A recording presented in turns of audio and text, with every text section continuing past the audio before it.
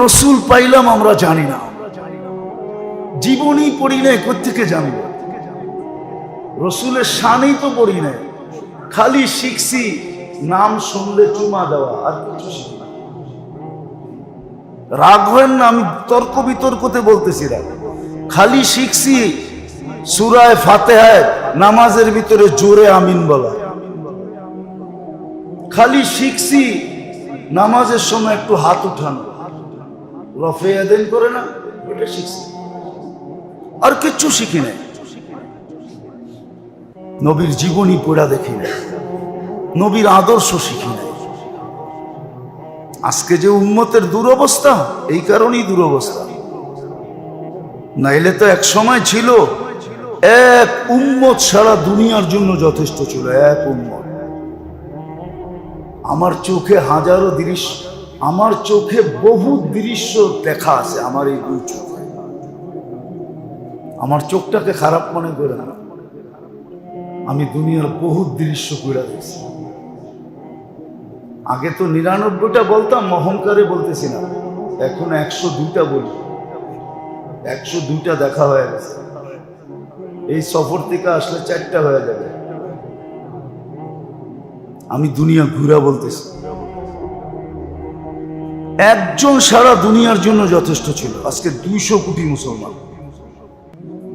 খালিদ ইবনুল ওয়ালিদ রাদিয়াল্লাহু তাআলা আনহু, যেই কিলা, যেই দুর্গ উনি নিজে একা স্বাধীন করছেন, ওটা আমি গাড়ি দিয়ে ঘুরে দেখছি, আমার পায়ে দিয়ে ঘুরে দেখা সম্ভব হয় না।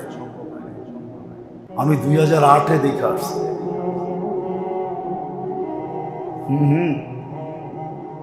আমার পাও দিয়ে ঘুরে দেখা সম্ভব হয় না, পরে গাড়িতে বসে ঘুরে দেখছি। আর ভাবছি একা স্বাধীন করলেন কেমনে? আল্লামা ইকবাল শুধু শুধু বলেন নাই, वो मुअज़्ज़ज़ थे आमिले कुरआन होकर, तुम जलील व खार हुए तारिके कुरआन होकर।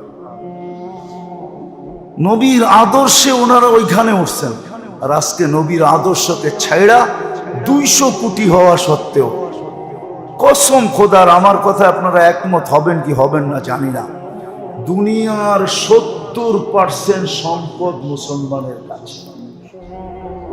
৭০% সম্পদের মালিক মুসলমান।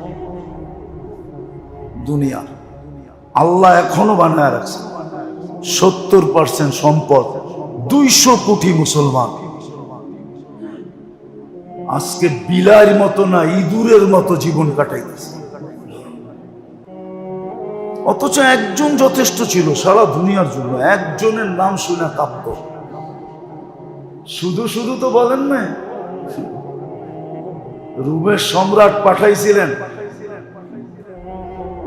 তার রোমের সম্রাট গোয়েন্দা পাঠাইছিলেন, গোয়েন্দার চিফ, যে তুমি একটু দেখা আসো মদিনায় যায়। শুধু নাম শুনলে আমার কয়েকদিন বাথরুম বন্ধ থাকে, ঘুম উড়া যায়। কেন? লোকটা কিরকম, একটু যায় দেখা আসো। তো আয়েশা জিজ্ঞাসা করছে, আইনাল মালিক, আইনা মালিকুকুম, তোমাদের রাজা কই?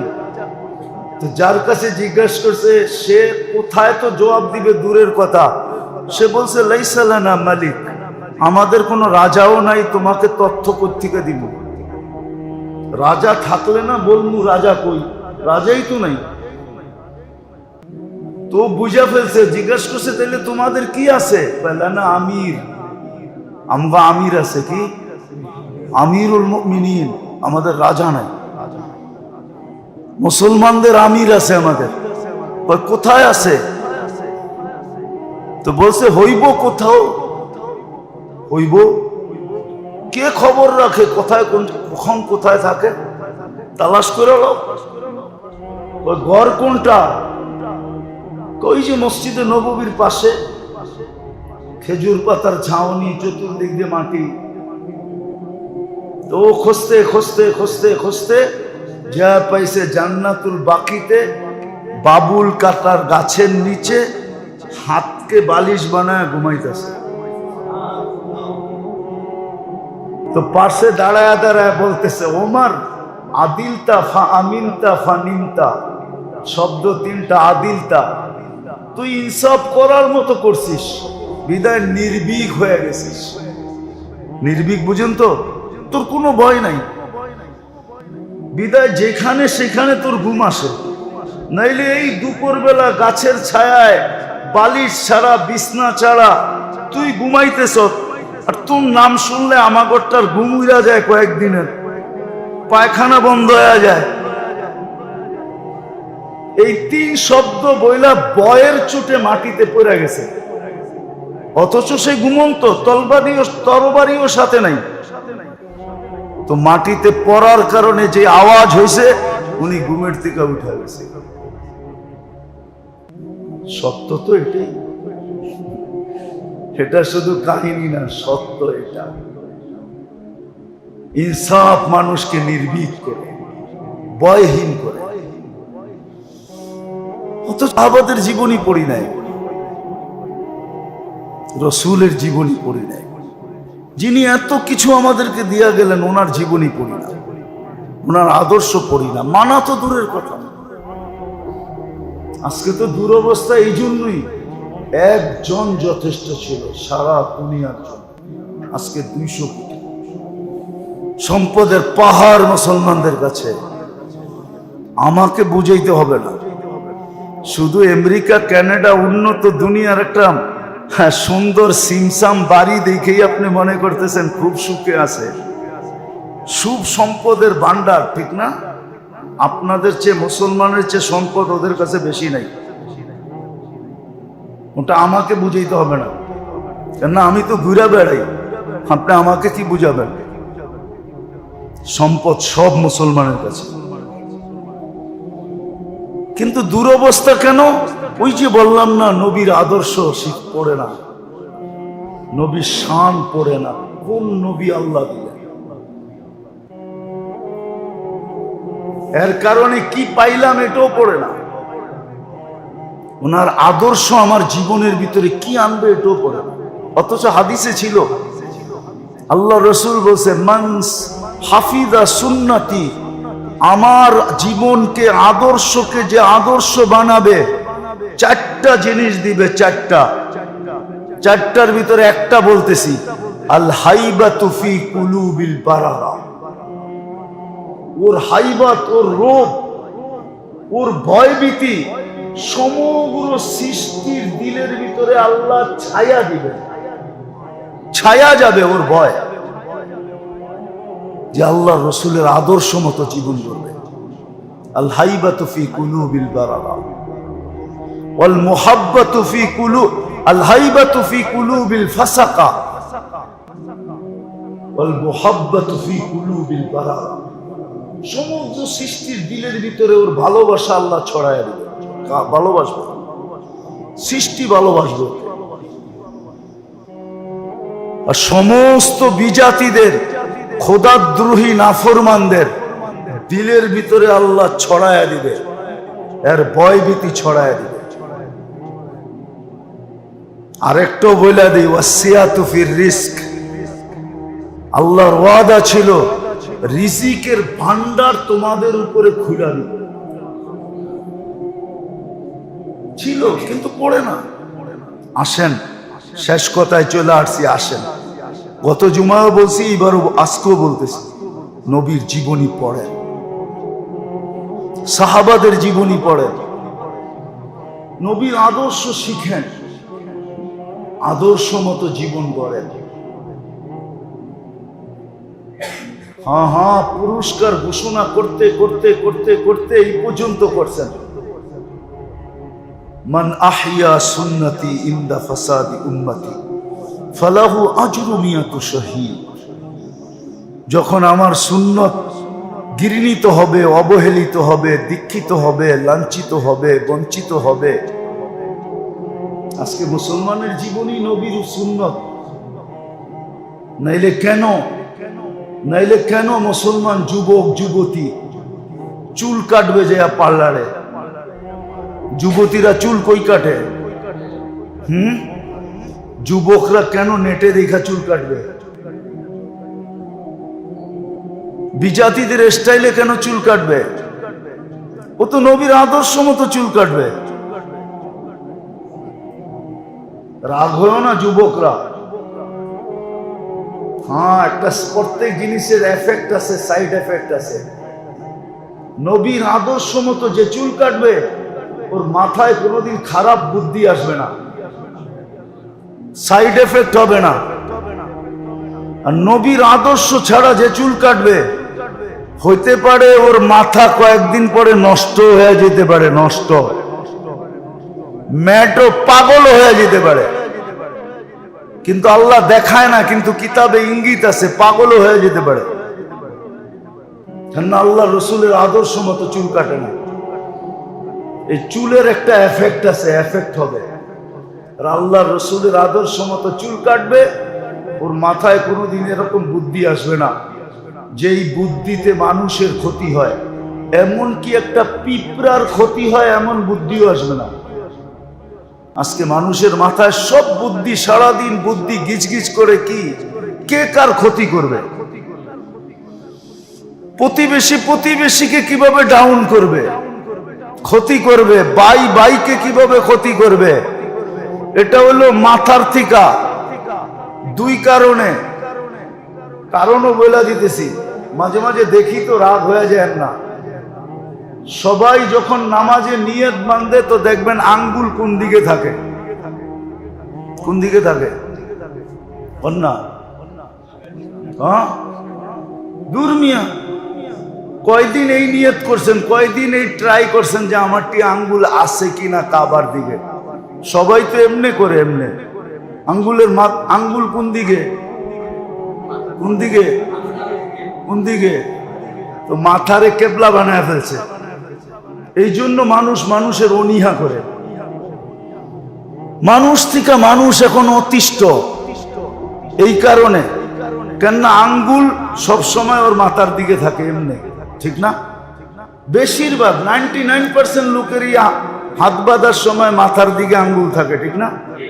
রাগ হয়ে যান না। কিন্তু প্রথম হইল এইটা, আর দ্বিতীয় হইল মাথার আল্লাহ রসুলের আদর্শ মতো চুল কাটে না, সুন্নত মতো চুল কাটে না।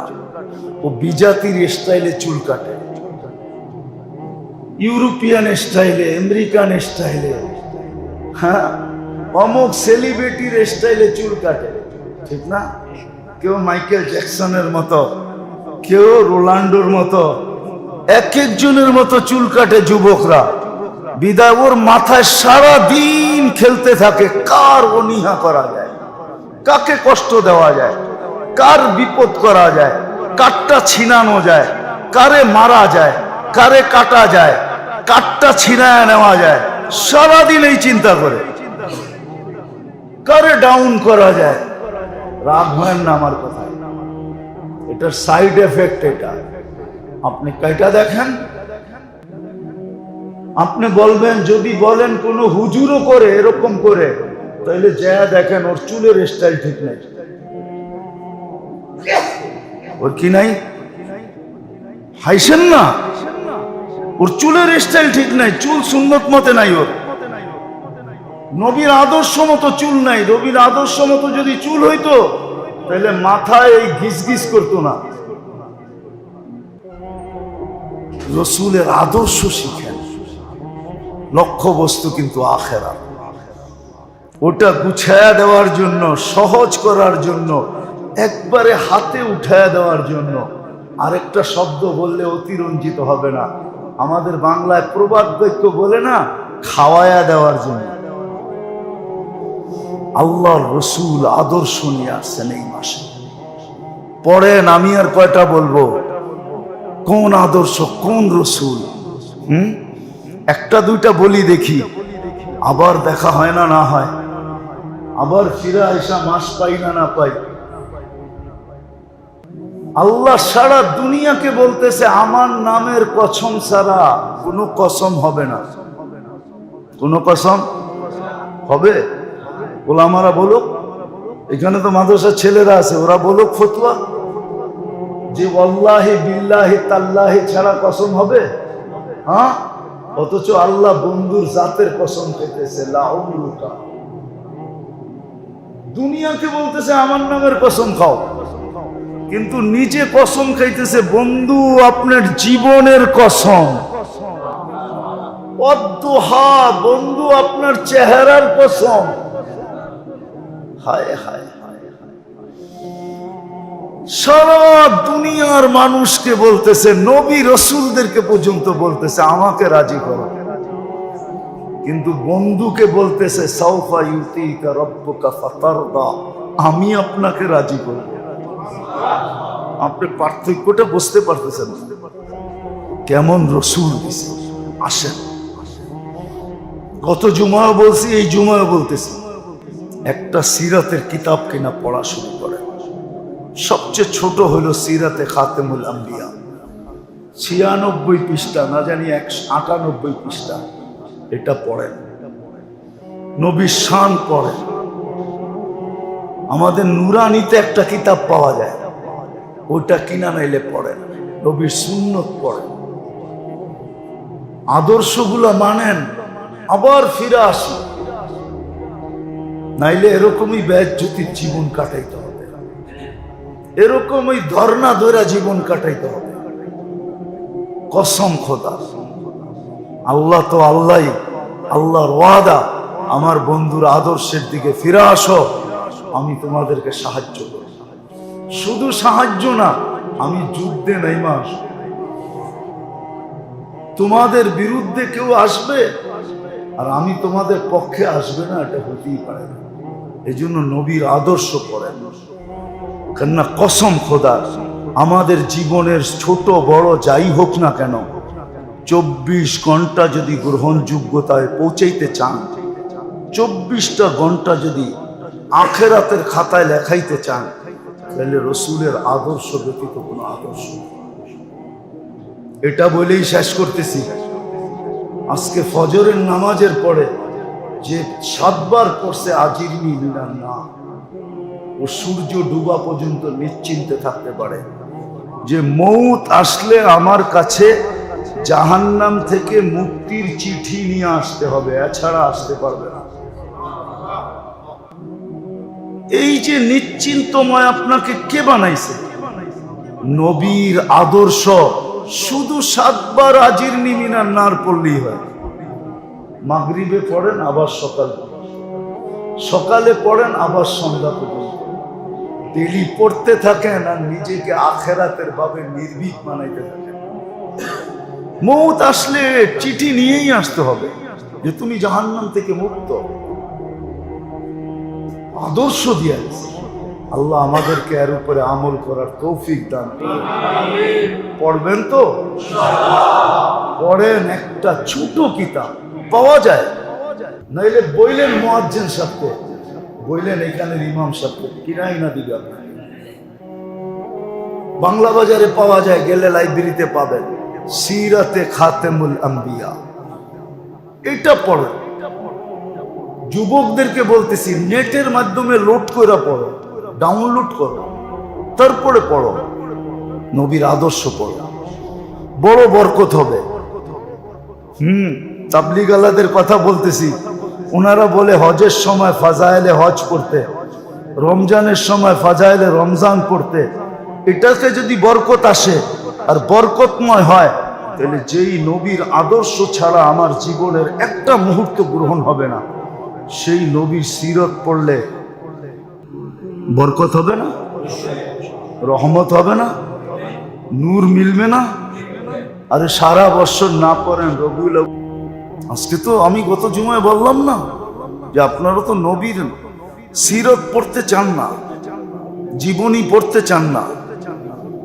জীবনী পড়বেন, এর ওর ডাকায়া শব্দ বললে হয়তো বুঝে আসতে পারে, ডাকায়া গো, আঙ্গাল বাঙ্গালের জীবনী পড়বেন, নবীর জীবনী তো পড়বেন না। নবীর জীবনী ব্যতীত, আল্লাহওয়ালাদের জীবনী ব্যতীত বাকি সবার জীবনী আঙ্গাল বাঙ্গাল। শব্দটা যদিও অনেকে কঠিন মনে করবে, আবার কেউ লেখালেখিও শুরু করতে পারে যে এত বড় বড় শিক্ষিত। আপনি শিক্ষিত হইতে পারেন আপনার জায়গায়, কিন্তু কোরআন হাদিসের জায়গায় না। আপনি আল্লাহর রসুলের জীবনী পড়েন নাই, তো আপনি পড়ছেনটা কি? প্রত্যেক দেশেই কিছু দর্শনীয় জিনিস থাকে। ওই দেশে যদি কেউ ভ্রমণ করে আর যাওয়ার পরে যদি জিজ্ঞেস করে দর্শনীয় জিনিসগুলা দেখছো, কয় না তা তো দেখি নাই। কয় তাইলে তুমি কি দেখছো? আমি যতবারই আমেরিকা গেছি নায়াগ্রা দেখি নাই। তা আমি কাউকে বললে বলতো আপনি নায়াগ্রা দেখেন নাই, অথচ নায়াগ্রা বাফেলোতে। আমারে সবাই বলে তাইলে আর আপনি আমেরিকার দেখছেনটা কি? নায়াগ্রাই দেখেন নাই, অথচ নায়াগ্রার একটা ছোট পার্ট আমেরিকার ভিতরে, ছোট মেনটা হলো ক্যানাডার ভিতরে। মেইন যেটা ওটা ক্যানাডার ভিতরে, কিন্তু আমেরিকার ভিতরে একটা পার্ট, একটা নদীর পানি এসে পড়ে। ওইখানে 6 থেকে 7টা নদী এসে একসাথে হইয়া পানি পড়তেছে একসাথে, কিন্তু 5-6টাই হলো ক্যানাডার ভিতরে। এইবার যে ঘুরতে ঘুরতে ওদিক দিয়ে যাওয়া হয়েছে, তারপরে দীঘা আসছি আর কি। প্রোগ্রাম ছিল নায়াগ্রা, সবাই বলতেছিল একবার তো 2 কদমে চলে আসছেন আপনি, এই পর্যন্ত দেখেন না, মাত্র 2টা কদম দিলেই দেখতে পারবেন, প্রোগ্রাম নায়াগ্রায়। তো বললাম যে চলো, তোমাদের এত বেশি অভিযোগ যে আমি কিছুই দেখি নাই, চলো 2 কদম আগে কইরা তাও ইস্তেগফার করতে করতে দেখা ফেলি। তো দর্শনীয় জিনিস যদি না দেখে তাহলে বলে কি তুমি কিছুই দেখো না? তো সত্য এটাই, আপনি যতই শিক্ষিত হন কিন্তু নবীর জীবনী পড়েন না তো আপনি কিছুই পড়েন না। যেই রসুল আপনাকে সুপারিশ করে নিয়ে যাবে, ওই রসুলের জীবনী আপনি পড়েন না তো আপনি পড়ছেন কি? সাদেকুল মাসদুক, এটা তো কোনোদিন প্রশ্নই ওঠে না যে উনি বানায়া বলবে ওমা ইয়ান্তিকু আনিল হাওয়া ইন হুয়া ইল্লা ওয়াহয়ুন ইউহা। যিনি ওহী ব্যতীত কিচ্ছু বলেন না, উনি নিজে বলছে উতীতু মাফাতিহাস সামাওয়াতি ওয়াল আরদ। শুধু জমিনের না, আকাশেরটাও দিতে চাইছে, কিন্তু আমি নেই নাই। তো আমাদের লক্ষ্য বস্তু আখিরাত, দুনিয়া না। দুনিয়া যদি লক্ষ্য বস্তু হতো তাহলে ভান্ডারের চাবির দিকে হাত বাড়াইতে। ভান্ডারের চাবি নেন নাই, এত বড়টা গুছায়া রাখতে পারবেন না বিদায় আপনি বলবেন যে এত বড়টা গুছায়া রাখবেন কি করে? চাবি রাখবেন কোন জায়গায়? কয়জনে রাখবে? আল্লাহ তো ছোটটাও অফার করছিলেন, লাউ শিতা লাজাআলতু জিবালাতা তিহামাতা যাহাবা। মক্কার পাহাড় গুলাকে সোনা বানায় দিল, ওটাও তো নেন নাই। কেননা লক্ষ্য বস্তু দুনিয়া না। এই জন্যই তো বলছেন মালি ওয়ালিদ দুনিয়া, আমার দুনিয়ার সম্পর্কটাই কি? কাগরিব ইস্তাযাল্লা তাহতা শাজারাতিন সুম্মা রাহা। আমি তো এক মুসাফিরের ন্যায়, এক প্রবাসীর ন্যায়, এক সফরকারীর ন্যায় রাস্তা অতিক্রম করতেছি। কখনো কখনো গাছের নিচে একটু ছায়া নেই, ছায়া নেই। এই জন্যই তো বলছেন লাফিফিল ফিরাশ ফালা নাওমা ওয়ালা রাহাতা বাদাল ইয়াউম। বিছনা গোটা দাও, আজকের পরে আর শান্তি নাই। সাঁতার কাটতে হবে, ইন্না লাকা ফিন নাহারি সাবহান তাবিলা। সারাদিন সাঁতার কাটতে হবে। মৌত যেদিন আসছেন দুনিয়ার থেকে, যেদিন বিদায় নিতেছিলেন, ওই দিন বলতেছিলেন লা কারবা আলা আবিকা বাদাল ইয়াউম। আজকের পরে আর অশান্তি নাই, শান্তি শান্তি। সত্য তো এটা, লক্ষ্য বস্তু তো আখিরাত। একটা মানুষ বাঁচার জন্য চায় যে আমার ভিতরে রুটা থাকুক, এটা উড়া না যাক।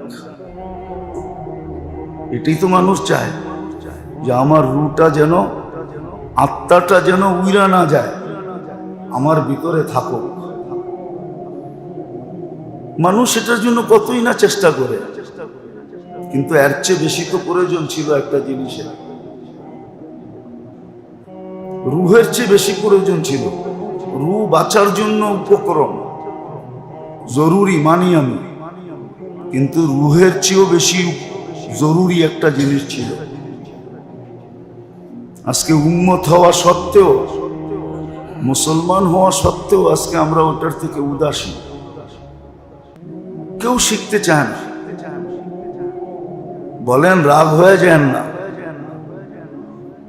এই মজমায় যারা ওই উপরে নিচে আসি, কয়জন বলতে পারবেন যে আপনি নামাজ শিখছেন, কিতাব পড়া শিখছেন,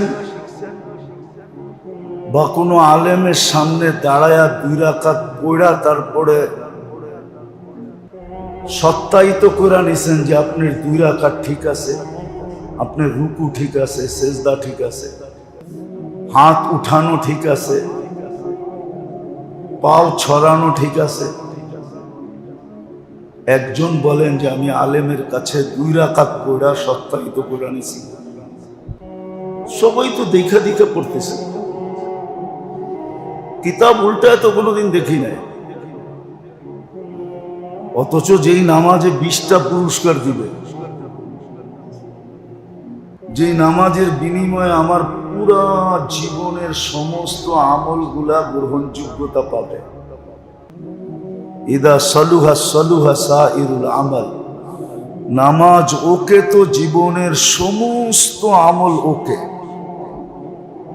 এত বড় জিনিস, রাগ হয় না। নিজের বিবেক দিয়ে একটু চিন্তা করতে চেষ্টা করেন যে আমি কোনোদিন তো কিতাবে পড়লাম না, বাংলায় তো পাওয়া যায়, আরবি তো দরকার হয় না। নামাজ শিক্ষা বাংলায় আছে, পাওয়া যায়। কয়দিন 2 পৃষ্ঠা উল্টায় গেছে, অথচ লক্ষ্য বস্তু কিন্তু আখিরাত। মাথার থেকে এটা ঝেড়া ফেললে হবে না, অনিচ্ছায়ও এখানে পৌঁছতে হবে। মানুষ তো ইচ্ছাধীন সফর করে, ইচ্ছা হইলে ভ্রমণ করে, নাইলে করে না।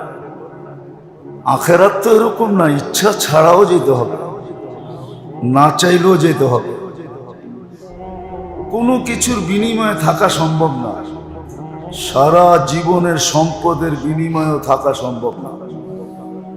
আরে থাকা তো দূরের কথা, একটা সাধারণ শ্বাস নেওয়া সম্ভব না, সারা দুনিয়ার সম্পদের বিনিময়ে। তাহলে বেঁচে যেত ওই ব্যক্তি যে করোনার সময় বলছিল সব সম্পদ লেখা দিব, আমাকে স্বাভাবিক শ্বাস নিতে দাও। এটা এখনো নেটে আছে, এটা এখনো পত্রিকার পাতায় লেখা আছে, এটা এখনো মিডিয়ার প্রচারে আছে যে আমাকে স্বাভাবিক শ্বাস নিতে দাও, সব সম্পত্তি তোমাদেরকে লেখা দিব। আল্লাহ তো সাধারণ শ্বাসও নিতে দেন না, কেননা ভিক্ষা চাইছে ডাক্তারদের কাছে, এই জন্য হয়তো দেয় না। আল্লাহর কাছে চাইলে হয়তো দিতেন। আর এটার প্রমাণও আছে। ফেরাউন যখন ডোবে, কারুন যখন মাটির ভিতরে দস্তে ছিল, তো মুসা আলাইহিস সালামের কাছে সাহায্য চেয়েছিল, মুসা বাঁচাও। তো পুরা যখন দশা শেষ হয়ে গেছে, তা আল্লাহ বলছে মুসা এত কঠোর কেন হইলা? কতবারই তো বললো তোমাকে বাঁচাইতে, বাঁচাইয়া দিলে কি হইতো? আমার ইজ্জতের কসম, আমার কাছে যদি একবার বলতো তাহলে আমি বাঁচাইয়া দিতাম। ফেরাউন যখন ডুবা মরতেছে তখন বলছে যে মুসার রবের উপরে ঈমান আনলাম। শতবার বলছে, কোনো কাজে দেয় না। আল্লাহ বলছে মুসা যদি ডাইরেক্ট আমার উপরে ঈমান আনতো তো আমি বাঁচাই দিতাম। আমারও বিশ্বাস, ডাক্তারদের কাছে চাইছে বিদায় স্বাভাবিক শ্বাস পায় নাই, যদি ডাইরেক্ট আল্লাহর কাছে চাইতো হইতে পারতো, রহমতে জোশ আসতো আর শ্বাস ফিরে আসতো। তো লক্ষ্য বস্তু আমাদের আখিরাত, এটাকে অর্জন করা রুহের চেয়ে বেশি প্রয়োজন। রু আর কতটুকু প্রয়োজন? রু থাকলেই কি আর না থাকলেই কি? কত প্রেক্ষাপটই তো আছে যে রু চলে গেলে, রু যদি চলে গেল মৌত তো আসবেই, ঠিক না? না আসবে না? যদি কারো মৌত সেজদায় চলে আসলো, রু সেজদা অবস্থায় চলে গেল, গেনার না গেনার না, সফল না সফল না, শুধু সফল। ইতিহাস হয়ে যাবে, মানুষের মুখে মুখে ছড়ায় যাবে, ঠিক না? গরালাদের গৌরবের বিষয় হবে। ছেলে পেলে গৌরব করবে, আমার আব্বা সেজদা অবস্থায় চলে গেছে, ঠিক না? গৌরবের বিষয় হবে। তো রু তো কিছু কিছু ক্ষেত্র আছে যে চলে যাওয়াটা গৌরবের বিষয় হয়। কি গৌরবের বিষয়? ইবাদত অবস্থায় চলে যাওয়া গৌরবের বিষয় হয়। উজু অবস্থায় যার মৌত হয় তো শাহাদতের মালা পড়ায়া উঠানো হয়। কিছু কিছু ক্ষেত্র তো আছে রু চলে যাওয়া গৌরবের বিষয়। আবার কিছু কিছু ক্ষেত্র আছে ওইখানের মৃত্যু দীক্ষারের বিষয়। মানুষ কি কয়? দীক্ষার দেয়। ঘরালারও আলোচনা করে না, কথা পাশকাইটা চলে যায়। তোমার আব্বার মৌত কোথায় হয়েছে তো বলে না, মৌত আসছে ঘুরে গেছে। কতজনের মৃত্যুই তো টাল অবস্থায় মরে গেছে, ঠিক না? টাল বুঝেন? পাগলা পানি খাইতে খাইতে টাল হইছে আর গেছে গা। পাগলা পানি চিনেন না? অনেকে পাগলা পানি চিনে না মনে হয়। এটা আগের যুগের কোডওয়ার্ড, বর্তমান কোডওয়ার্ড না, এটা পুরান মানুষের কোডওয়ার্ড। যে এখন দাড়ি পাইকা গেছে ওরা পাগলা পানি চিনে। চিনেন না? চিনেন না মনে হয়, ঠিক না? সবাই চুপচাপ আছে। আগে বাংলা মদ আসিল, বাংলা মদ, এটা দেখো তো পাগলা পানি। তো কতজন তো এটা খায়া চলে গেছে, বাড়িওয়ালারা লজ্জায়ও বলে না। তো আমাদের লক্ষ্য বস্তু আখেরাত,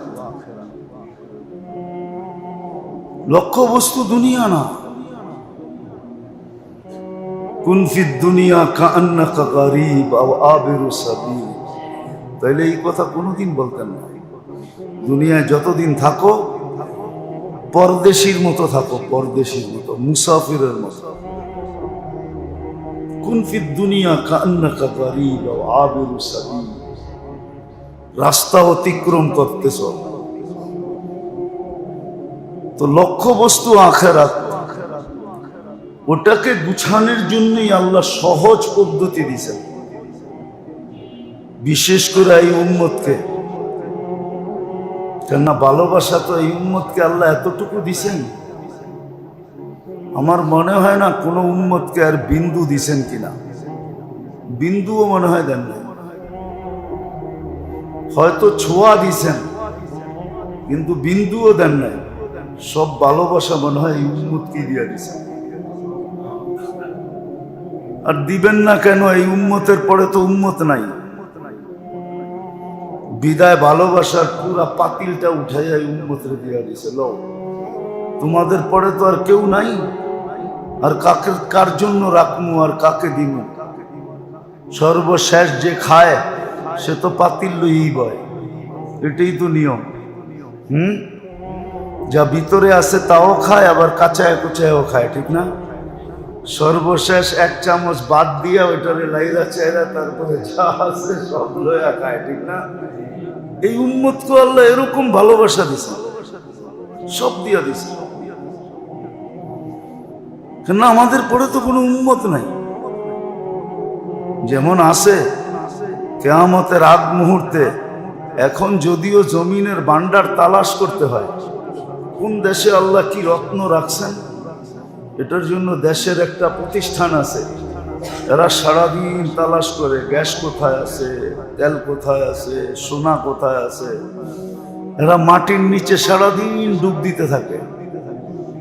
কিন্তু কোরআনে আছে একদিন আসবে জমিন তার বান্ডার নিজে নিজে উপরে উঠায় ফিকা মারবে। ওয়া আলকাত মা ফিহা ওয়া তাখাল্লাত। কেন জমিন বলবে কিয়ামত চলে আসছে, আর 2-4 দিন বাকি আছে, বান্ডার রেখা কি করব?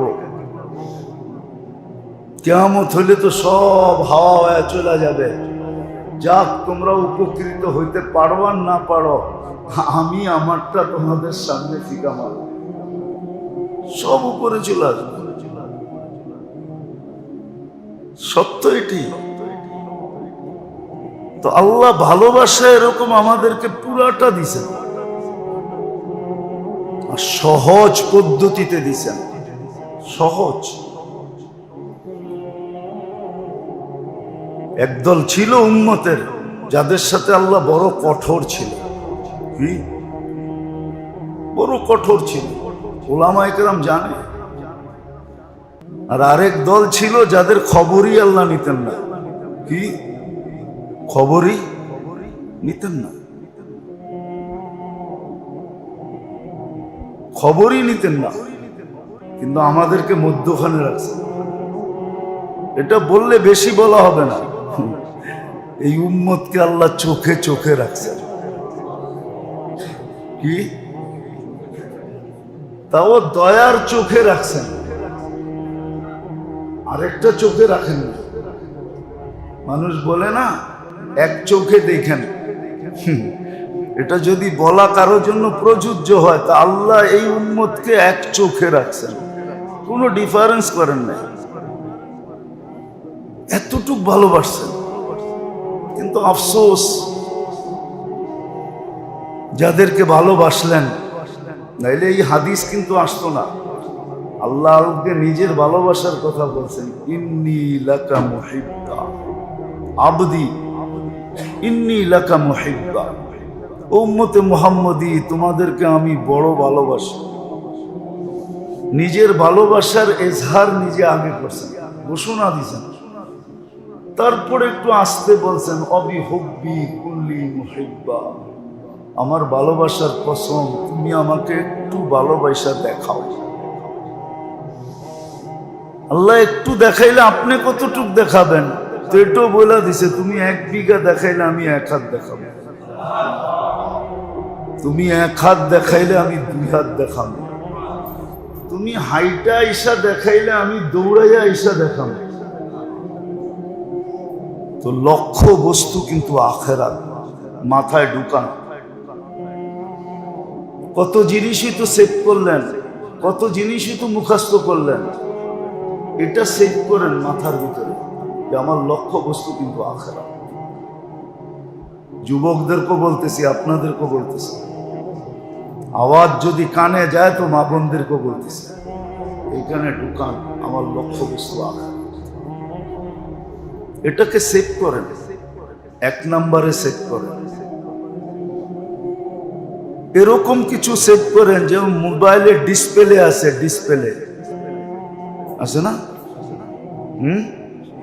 এক একজনে নিজের চয়েস মতো সিনারি মোবাইলের ভিতরে সেভ করে, ঠিক না? কি বুঝাইতে পারছি? এটা তো ভালো বুঝার কথা, ঠিক না? সারাদিন অ্যান্ড্রয়েড সেট চালাই, এটা তো বুঝার কথা। আখেরাতটাকে এরকম ডিসপ্লের ভিতরে নিয়ে আসে, যেন সবটা বাঁচতে থাকে। কি করতে থাকে? চোখের সামনে যেন বাঁচতে থাকে।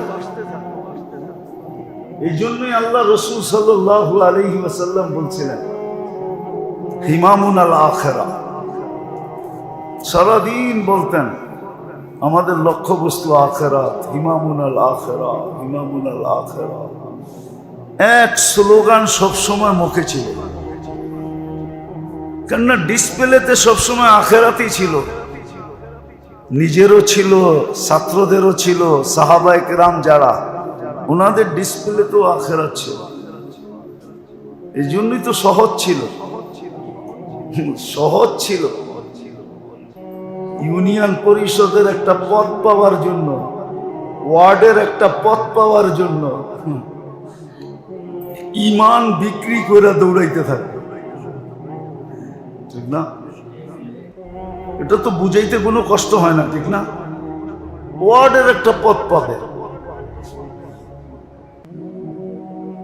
ওয়ার্ডের একটা পথ পাবে শুধু। আর সাহাবা ইকরামের সবসময় ডিসপ্লে আখেরাত ছিল। অর্ধ রাজত্ব দেওয়ার জন্য প্রস্তুত ছিল, অর্ধ রাজত্ব আছে, আমাদের কিতাবে আছে। রুমের সম্রাট চিঠি লেখা পাঠাইছিল, সালাসাতুল্লাযীনা খুল্লিফুর ভিতরে আছে। চিঠি লেখা পাঠাইছিল, আমার মেয়ে সাইজা তোমার জন্য অপেক্ষা করতেছে, মেয়েও দিমু আবার অর্ধেক রাজত্ব দিমু। চিঠি ফাইরানিয়া চুলায় ফালায়া বলছে, আল্লাহ এই জায়গায় কেন আল্লাহ, যে দুশ্মন পর্যন্ত আমার ইমান নিয়ে খেলতে শুরু করছে। ও ভাবছে অর্ধেক রাজত্ব রুমের দিলে আমি ইমান ছেড়া দিব, আমি আখেরাত ছেড়া দিব, আমি জান্নাত ছেড়া দিব, আমি তোমাকে ছেড়া দিব, তোমার রসুলকে ছেড়া দিব। ও এটা ভাবলো কি করে? কি নাই ফাজাইলে আমলে? চিঠি ফাইরা চুলায় দিয়া জ্বালায় দিছে আর বলছে, বাগলি এখান থেকে। অর্ধেক রুমের রাজত্ব। আমরা তো ওয়ার্ডের একটা পথ পাওয়ার জন্য পাগলের মতো দৌড়াইতে থাকে, ঠিক না? কত ভাবে তদবির করতে থাকে। ওই যে ডিসপ্লেতে আখেরাত নাই, ডিসপ্লেতে জান্নাত নাই, আল্লাহ রসুল ডিসপ্লেতে নাই। যদি থাকতো, আমার কথাটা ভালো মতো বুঝা, কাজে দিবে, নইলে বড় আফসোস করতে হবে। ডিসপ্লেতে আখেরাত নাই। যুবক যৌবনের মজা এখানেই মিটাইতে চায়, কিন্তু জান্নাতে যে যৌবনের মজা কি, এটা ওর মাথার ভিতরেই নেই। যে জান্নাতের যৌবনের মজা কত দিনের, আর এইখানের মজা কত দিনের।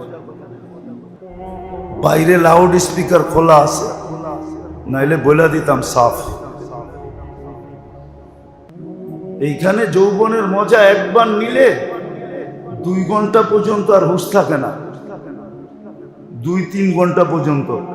কি বিয়ে শাদী করেন নাই, কিছু বোঝেন না? ফিডার খান, রাগ হয়েন না। জান্নাতের যৌবনের মজা তো ভিন্ন। এইখানে তো একবার মজা নিলে ট্যা 2-3 ঘন্টার জন্য ট্যা হয়ে যায়। ট্যা বোঝেন? কাইতে হয়ে যায়। জান্নাতে তো কাইতে হবে না। যুবক তো জান্নাতে যৌবনের মজা জানে না, পুরুষ তো জান্নাতের পুরুষত্বের মজা জানে না। নারী তো জান্নাতের নারীত্বের মজা জানে না, রানীত্বের মজা জানে না। রানী হবে, রানীত্বের মজাটা জানে না। সে ভাবে দুনিয়ারটাই বহুত, অমুকের বউ তমুকের বউ, ঠিক না? আল্লাহ আল্লাহ আল্লাহ আল্লাহ আল্লাহ বললে অসুবিধা নেই, 40 নেকি পাবেন। আল্লাহ মাঝে মাঝে দেখায়া দেয়, ঠিক না? চোখে আঙ্গুল দিয়া দেখায়া দেয় যে কয়েকদিন আগে পুষ্পাস কি ছিল আর এখন তোমার পুষ্পাস কি। ঠিক না? আল্লাহ মাঝে মাঝে দেখায়া দেয়, তারপরও বোঝে না। কেন না? নিশা তো নিশাই হয়, এটার নাম কি? নিশা। নিশা এটার নাম। অতারান্নাসা সুকার। আল্লাহ বলে সব নিশাগ্রস্ত, এই জন্য বসতে চায় না। হ্যাঁ, কেটা যাবে নিশা। মৌতের হাত যে সময় বুকের উপরে আয়সা পড়বে, তখন সব নিশা কেটে যাবে। তো লক্ষ্য বস্তু আখেরাত। আল্লাহ মেহেরবানি করছেন এই উম্মতের উপরে, ভালোবাসার পুরা পাত্রটা ঠেলা দিয়া, পাত্রটা সহ উঠায়া দিয়া আল্লাহ মেহেরবানি করছেন মুহাম্মদুর রাসূলুল্লাহ সাল্লাল্লাহু আলাইহি ওয়াসাল্লামকে পাঠায়া। আর রসুলও পাঠাইছেন এরকম রসুল। হায় হায়, সমস্ত নবী রসুলকে দিয়া মাপলেও আমাদের রসুলের রউফ আর রহিমের সামনে হারিসুম বিল মুমিনিনা রাউফুর রহিম এই শব্দটা দিয়া, এই শব্দটা যদি রাখা হয়, সমস্ত নবী রসুলদেরকে যদি আরেক পাল্লা রাখা হয়, তাহলে এই 3 শব্দ বাড়ি হবে আমাদের রসুলের জাত তো বাতেই নিয়ে, শব্দগুলোই বাড়ি হবে। উম্মতের জন্য এতটুকু দরদি ছিলেন। আজকে তো আমি গত জুমায় বললাম না যে আপনারা তো নবীর সিরত পড়তে চান না, জীবনী পড়তে চান না। জীবনী পড়বেন এর ওর ডাকায়া শব্দ বললে হয়তো বুঝে আসতে পারে, ডাকায়া গো আঙ্গাল বাঙ্গালের জীবনী পড়বেন, নবীর জীবনী তো পড়বেন না। নবীর জীবনী ব্যতীত, আল্লাহওয়ালাদের জীবনী ব্যতীত বাকি সবার জীবনী আঙ্গাল বাঙ্গাল। শব্দটা যদিও অনেকে কঠিন মনে করবে, আবার কেউ লেখালেখিও শুরু করতে পারে যে এত বড় বড় শিক্ষিত। আপনি শিক্ষিত হইতে পারেন আপনার জায়গায়, কিন্তু কোরআন হাদিসের জায়গায় না। আপনি আল্লাহর রসুলের জীবনী পড়েন নাই, তো আপনি পড়ছেনটা কি? প্রত্যেক দেশেই কিছু দর্শনীয় জিনিস থাকে। ওই দেশে যদি কেউ ভ্রমণ করে আর যাওয়ার পরে যদি জিজ্ঞাসা করে দর্শনীয় জিনিসগুলা দেখছো, হয় না তা তো দেখি নাই। তাইলে তুমি কি দেখছো? আমি যতবারই আমেরিকা গেছি নায়াগ্রা দেখি নাই। তা আমি কাউকে বললে বলতো আপনি নায়াগ্রা দেখেন নাই, অথচ নায়াগ্রা বাফেলোতে। আমারে সবাই বলে তাইলে আর আপনি আমেরিকার দেখছেনটা কি? নায়াগ্রাই দেখেন নাই, অথচ নায়াগ্রার একটা ছোট পার্ট আমেরিকার ভিতরে, ছোট মেনটা হলো ক্যানাডার ভিতরে। মেন যেটা ওটা ক্যানাডার ভিতরে, কিন্তু আমেরিকার ভিতরে একটা পার্ট, একটা নদীর পানি এসে পড়ে। ওইখানে 6 থেকে 7টা নদী এসে একসাথে হইয়া পানি পড়তেছে একসাথে, কিন্তু 5-6টাই হলো ক্যানাডার ভিতরে। এইবার যে ঘুরতে ঘুরতে ওদিক দিয়ে যাওয়া হয়েছে, তারপরে দীঘা আসছি আর কি। প্রোগ্রাম ছিল নায়াগ্রা, সবাই বলতেছিল একবার তো 2 কদমে চলে আসছেন আপনি, এই পর্যন্ত দেখেন না, মাত্র 2টা কদম দিলেই দেখতে পারবেন, কারণ প্রোগ্রাম নায়াগ্রায়। তো বললাম যে চলো, তোমাদের এত বেশি অভিযোগ যে আমি কিছুই দেখি না, চলো 2 কদম আগে কইরা তাও ইস্তেগফার করতে করতে দেখা ফেলি। তো দর্শনীয় জিনিস যদি না দেখে তাহলে বলে কি তুমি কিছুই দেখো না। তো সত্য এটাই, আপনি যতই শিক্ষিত হন কিন্তু নবীর জীবনী পড়েন না, তো আপনি কিছুই পড়েন না। যেই রসুল আপনাকে সুপারিশ করে নিয়ে যাবে, ওই রসুলের জীবনী আপনি পড়েন না, তো আপনি পড়ছেন কি? যারা আমাদের জন্য সবকিছু দিয়া গেল, সাহাবায়ে কেরাম। এই জন্য আমি একটা ইঙ্গিতে সবসময় বলি, কিন্তু যদিও প্রকাশ্য বলি না, ইঙ্গিতে বলি, বুঝলে ওয়ালারা হয়তো বুঝতে পারে যে বাংলার মাটিকে আমরা চিনি না। কেননা ইসলামের সবচেয়ে বেশি কোরবানি এই মাটির নিচে লুকানো আছে। এত লম্বা সফর ইসলামের শুরু যুগে আল্লাহ রসুল হিজরত করেন নাই, এখনো মক্কায়। তখন যারা সফর করে বাংলাদেশে আসছে সাহাবায়ে কেরাম, ওনারা বাংলাদেশে ঘুমায় আছে। বিদায় এই মাটি বড় আজীব মাটি, এটার একটা আধ্যাত্মিক ইতিহাস আছে। এটা কেউ খুব কম মানুষ জানে যে এই মাটির আধ্যাত্মিক ইতিহাস কি। এই মাটির নিচে ইসলামের সর্বপ্রথম সবচেয়ে বড় কোরবানি ঘুমায় আছে। বিদায় এই মাটিতে বেশি দিন কেউ তেরি বেরি করে টিকে না।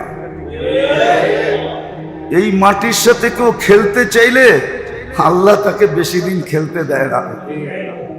এটা হলো আধ্যাত্মিক একটা মাটির কি তাসির, ক্রিয়া, পাওয়া, অভ্যাস। কেননা ইসলামের সর্বপ্রথম সফর এত লম্বা, যারা করছে তারা এই মাটির নিচে ঘুমায় আছে। কাসেম ইবনে হুজাইফা, ওরওয়া ইবনে সাসা, দুই সাহাবী ঘুমায় আছে। এই জন্য আমি খুব বলি যে আপনি 100 বছর 200 বছরের ইতিহাস জানেন, আমি এই মাটির 1400 বছরের ইতিহাস জানি। এই জন্য আমি আপনাদের মতো এত খুশিতে বাসি না। কোনো জিনিস আমাকে এফেক্ট করে না, আমি আমার গাছে চলি। উৎফুল্লতা বেশি নাই আমার ভিতরে, কারণ আমি ইতিহাসের পাতায় দেখি তো যেটা বুঝাইতেছিলাম। যারা আমাদেরকে সবকিছু দিয়া গেছেন তাদের জীবনী তো আমি পড়ি নাই। আমি মনে আপনাদেরকে এর আগেও বলছিলাম যে এই উম্মতের পার হওয়ার ব্যবস্থা আল্লাহ রসুল করে রাখছেন। 490 কোটি তো হিসাব কিতাব ছাড়া যাবে। কত? বর্তমানে আছে 200 কোটি। কেমন দয়ালু, ব্যবস্থা করে রাখছে। কিন্তু উম্মত আফসোসের বিষয়, ওই নবীর জীবনী পড়ে না, আবার নিজেকে বলে আমি শিক্ষিত। ও যুবক, তোমাদের পায়ে হাত রাখা বলি, নবীর জীবনী পড়ো। মোবাইলে খরচ করো এমবি, আপত্তি আমার নাই। ওয়াইফাই আনলিমিটেড চালাও, আমার কোনো আপত্তি নেই। কিন্তু নবীর জীবনী পড়ো, সাহাবাদের জীবনী পড়ো। আবু বকর, ওমর রাদিয়াল্লাহু তাআলা আনহুমা, দুইজন এই উম্মতকে যতটুক দিয়া গেছেন, চেরানা নেকি দিয়া গেছেন। এই চেরানা হিসাব করতে গেলে আমাদের ব্রেনে ধরবে না। আমি হিসাব খুলা বুঝাইতে পারি, ম্যাথমেটিক্স হিসাবে আপনাদেরকে দেখাইতে পারি। উমর রাদিয়াল্লাহু তাআলা আনহুর চেরানা শুধু দেখাই, যে চেরানা উনি আমাদেরকে দিছিলেন। আম্মা জান আয়েশা রাদিয়াল্লাহু তাআলা আনহার সাথে চাঁদনি রাত্রে আল্লাহ রসুল বসা ছিলেন। এখন তো আকাশের তারা দেখা যায় না, শহর আলারা কোনোদিন দেখে না, কেননা চতুর্দিকে আলো, আলোর কারণে আকাশের তারা দেখা যায় না। যারা গ্রামগঞ্জে থাকে, আকাশ পরিষ্কার হইলে, চাঁদনিময় রাত হইলে তখন দেখা যায় যে আকাশে তারা কিরকম ফুটন্ত। তা আম্মা জান জিজ্ঞাসা করছে, ইয়া রাসূলুল্লাহ, আকাশের তারার সমান নেকি কারো হবে? বলছে একজনের হবে। বলছে সে কে? তো আম্মা জান ভাবছিলেন ওনার আব্বার নাম বলবেন। আল্লাহ রসুল বলছে ওমর রাদিয়াল্লাহু তাআলা আনহু। আম্মা জানের চেহারাটা মলিন হয়ে গেছে। আল্লাহ রসুল বলছে, আয়েশার চেহারা মলিন হলো কেন? তোমার আব্বার নাম নেই না এই জন্য? আম্মা জান বলতেছিল, জানেন তো, আবার খোঁচা দেন কেন? আল্লাহ রসুল বলতেছে, আয়েশা, তোমার আব্বার নেকির মোকাবেলা নবী ব্যতীত সমগ্র মানুষ মিলা করতে পারবে না। আকাশের তারা আর কি করবে? তো ওমর রাদিয়াল্লাহু তাআলা আনহুর চাইরানা আপনাদের বিজ্ঞান বলে, আকাশে এত তারকা রাজি দিয়ে আল্লাহ সাজাইছেন, যদি 800 কোটি মানুষ বর্তমানে গণতে বসে তো 200 কোটি বছর লাগবে। কত? 200 কোটি বছর কয় দিনে হয়? এই 365-66 দিনে হবে, ঠিক না? 200 কোটি বছর লাগবে 800 কোটি মানুষের। মাইনা নিলাম, বিজ্ঞান তো গণা ছাড়াই কইছে, মাইনেই নিলাম। তাহলে ওমর রাদিয়াল্লাহু তাআলা আনহুর চাইরানা গণতে লাগবে বর্তমানে 800 কোটি মানুষের 50 কোটি বছর। অতটুক নেকি আপনাকে আমাকে দিয়ে গেছে। আমরা তো সাহাবাদের জীবনী পড়ি না, আল্লাহওয়ালাদেরটা তো বাদই দিলাম, সাহাবাদের জীবনীও তো আমরা পড়ি না, নবীর জীবনীও তো আমরা পড়ি না। আর নিজেকে তো বলি শিক্ষিত, যে আমি শিক্ষিত, আমি এডুকেটেড, আমি এই পাশ সেই পাশ। রাগ হয়েন না, বিবেক দিয়ে একটু বসতে চেষ্টা করেন।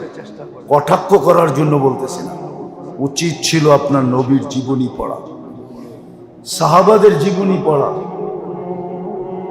যিনি আসছিলেন লক্ষ্য বস্তুকে গুছায় দেওয়ার জন্য, আখেরাত যে লক্ষ্য বস্তু, এটাকে সহজে হাতে তুলে দেওয়ার জন্য, সহজে উনি সহজ করছেন, আল্লাহর কাছ থেকে নিয়া নিয়া বইলা বইলা সহজ করছেন। নাইলে কোরআনে এটাই লেখা আছে, লা ইউবাদদিলুল কওলা। আল্লাহ বলে আমাদের সিদ্ধান্ত কখনো পরিবর্তন হয় না। কিন্তু নামাজ তো 50 ওয়াক্ত ছিল, 5 ওয়াক্ত আপনার জন্য কে করে আনছে? 9 বারে যায় 5 ওয়াক্ত করে আনছে, 9 বারে, কয়বার? 5 ওয়াক্ত করে আনছে। কিন্তু মনে হয় এটাও বলছিলেন যে পরিশ্রম কমায়া দেন, নেকি কমায়া দিয়েন, উম্মত কিন্তু আমার। তো নামাজ 5 ওয়াক্ত, সওয়াব কত? এটাও ভুল। একা একা পড়লে 50 ওয়াক্ত, আর জামাতে পড়লে আরো 27 গুণ বাড়বে। প্রত্যেক ওয়াক্ত 270 ওয়াক্তের সমান সওয়াব লেখা হবে। কে করে আনছে আপনার জন্য? পরিশ্রম কমায় দিছে, কিন্তু বিনিময় বাড়ায় দিছে। আল্লাহ কোন উম্মতকে বলেন না ওয়াল হাসানাতু বিআশারি আমসালিহা, 1 করলে 10 দিব। সবাইকে বলছে 1 করলে 1 পাবা। আর এটাই যুক্তি, এটাই যুক্তিসঙ্গত, এটাই করছেন 1, আপনারা বেশি দিমু কর্তিকা, ঠিক না? কি বলেন? কিন্তু আল্লাহর রাসূল আমাদের জন্য নিয়ে আসছেন 1 করবে, 1ই দিবেন। তাইলে আর ভালোবাসা কোত্থেকে প্রকাশ পাইল? তা আল্লাহ বলে ঠিক আছে, 1-এর বদলায় 10 দিন। কিন্তু তারপরও হাত উঠায় বলছে জিদলি উম্মতি, এটাও বেশি একটা ভালোবাসার প্রকাশ পাইল না, আর একটু বাড়ায়া দিলে হয় না? তা আল্লাহ বলছে 100। 1-এ প্রথমে 1-এ, তারপরে 10 গুণ বাড়ায়া কত? আল্লাহ রসুল বলছে এখনো মনে হয় পুরা পাতিলটা দেওয়া হয় নাই, আটটু বাড়ায় দেওয়া যায় না? তো বলছে 700। কত? তখন মনে হয় মনে মনে বলছেন, আল্লাহ তো মনের কথা জানে, আমার তাখাইয়ুল এটা যে উম্মত তো আমার উম্মতের পরে তো উম্মতই নাই, সোয়াবের পাতিল রেখে কি করবেন? তা আল্লাহ বলে বিগাইরি হিসাব, পাতিল সহল হয়ে গেল। যে রসুল আপনাকে এটা আইনা দিল, আপনি তার জীবনই পড়েন না? বলেন, আবার বলেন আমি শিক্ষিত, আবার বলেন আমি এডুকেটেড। যে রসুল আপনাকে এটা আইনা দিল, 1 নেকি হিসাব ছাড়া।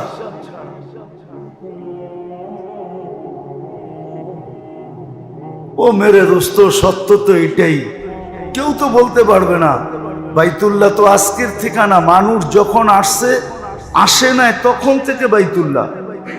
কিন্তু কেউ তো এই হাদিস শুনাইতে পারবে না যে অন্য উম্মতের জন্য মক্কা 1 লক্ষ ছিল। কিন্তু আমাদের জন্য তো মক্কা 1 করবে কত পাবে? 1 বার লা ইলাহা পড়বে, কয়বার লেখা হবে? 1 বার দুরূদ পড়বে, কয়বার লেখা হবে? মদিনা মুনাওয়ারায় 50,000